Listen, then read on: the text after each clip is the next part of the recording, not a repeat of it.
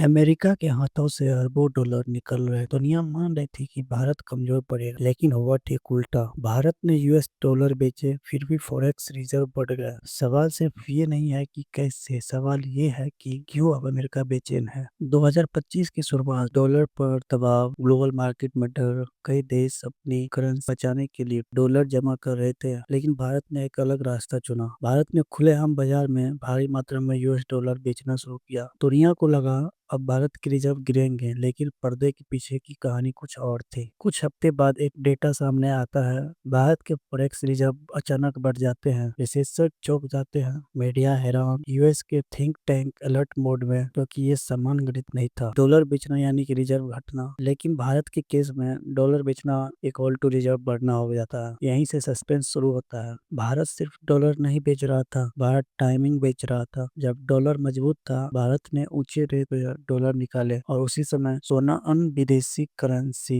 और high returns assets जोड़े। मतलब साफ था, एक कमजोर होती दुनिया में भारत अपनी ताकत बदल रहा था। ये कोई मजबूरी नहीं थी, ये एक कैलकुलेटेड स्ट्राइक थी। अमेरिका की ताकत सिर्फ उसकी सेना नहीं, उसकी असली ताकत यूएस डॉलर है। जब देश डॉलर पर निर्भर रहना कम करते हैं, तो अमेरिका का कंट्रोल ढीला पड़ता है। भारत ने खुलेआम ये संदेश दिया कि हम डॉलर के गुलाम नहीं है, और यही बात वाशिंगटन को चुभ रही है, क्योंकि अगर भारत कर सकता है तो कल ब्राजील, रूस, सऊदी और फिर पूरी दुनिया। इससे भारत को क्या मिला? इससे भारत को इंपोर्ट बिल पर कंट्रोल, ग्लोबल शॉक से सुरक्षा, और सबसे बड़ा फायदा आर्थिक आत्मनिर्भरता।